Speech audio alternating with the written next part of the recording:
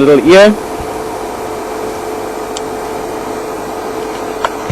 Just going to give it a minute or two and see if it comes out more, but it seems to be a little bit hot.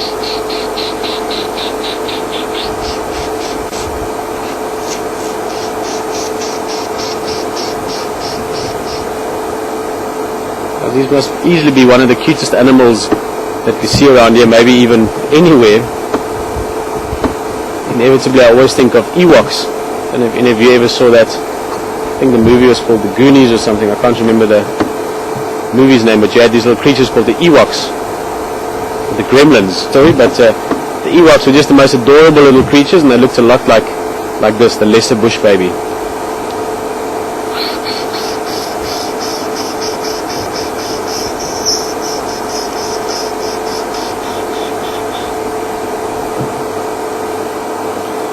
These animals have got phenomenal eyesight in the dark. They've actually got eyeballs that are so big that they can't turn their eyes in the sockets, so they're fixed forward, like same as with owls.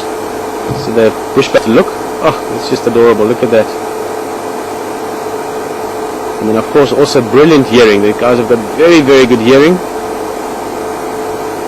And they feed in a variety of things. Oh, it's going to come out for us. Please do.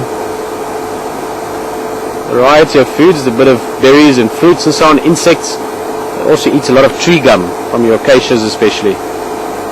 Essentially bush babies are just very small nocturnal monkeys. They're primates, same as we are. And this little one is busy grooming a bit.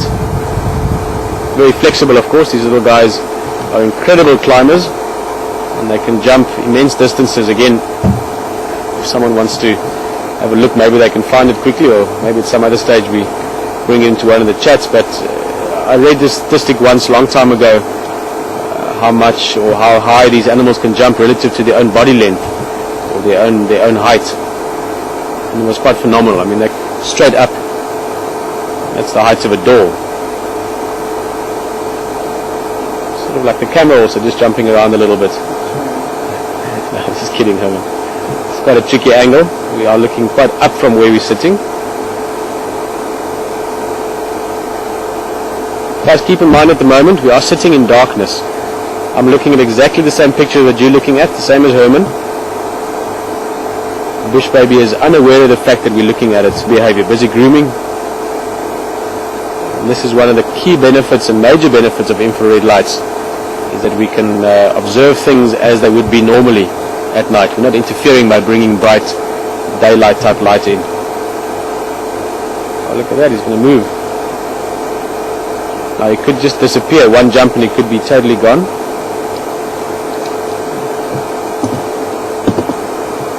The angle is getting difficult. I'm rebuilding the camera a bit, because I think we might actually move on. You see this bush baby is now behind the branches a bit. Try one more thing. Try and move slightly forward.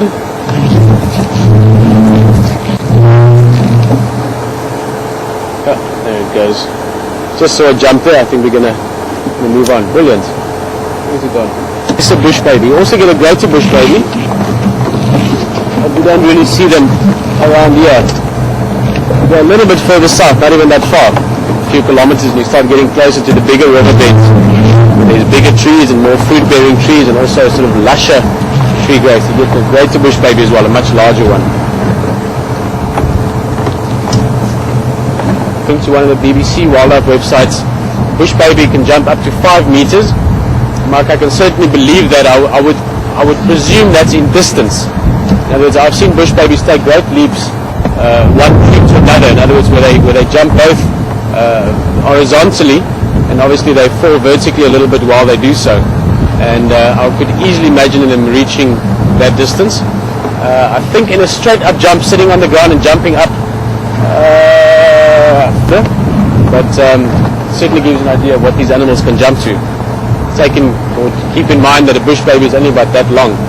So for it to jump 5 meters, we're probably looking at it jumping, let's say it's 10 centimeters, probably about 20-25 times its own body length, if not more. No, actually 50 if you do the math right. Anyway, not to go into mathematics now, 50 times its own body length give it about 5 meters distance.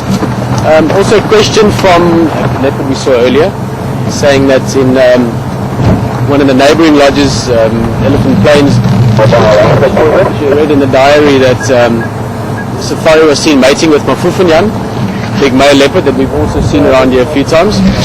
We're sort of right on the northeastern corner of his territorial movings. And if we could expect to see cubs soon, I doubt it. In fact, I'm virtually sure that we won't see cubs from it. I'm quite lacking. But why I say that is it's been quite a few years. I asked Rex a while back. My memory isn't always as good as I'd like it to be, so I'm not going to be quoted for it, but I think it's been at least 5 years, if not more, since she's had cubs, maybe 4 years or so. So, never say it's impossible. You never know, these things can happen. She is a very healthy leopard for her age, but I don't think so. I think the chance of her conceiving and having youngsters is very low. It's interesting. Thank you for that. It was nice to get information from you guys. It's one of the things I'm going to be exploring a bit more over the next while. Ask me questions. Thank you for those that respond. Appreciate it.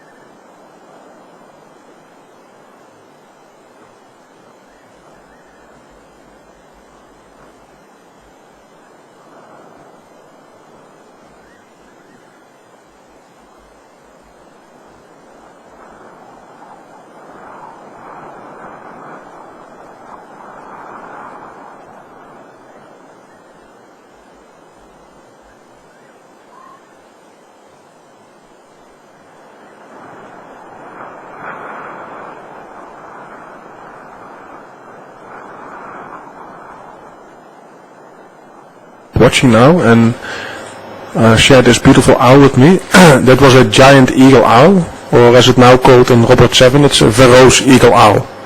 But it's actually the biggest owl that you can find in South Africa, and a very beautiful one as it is. So that's a giant or Verreaux's eagle owl.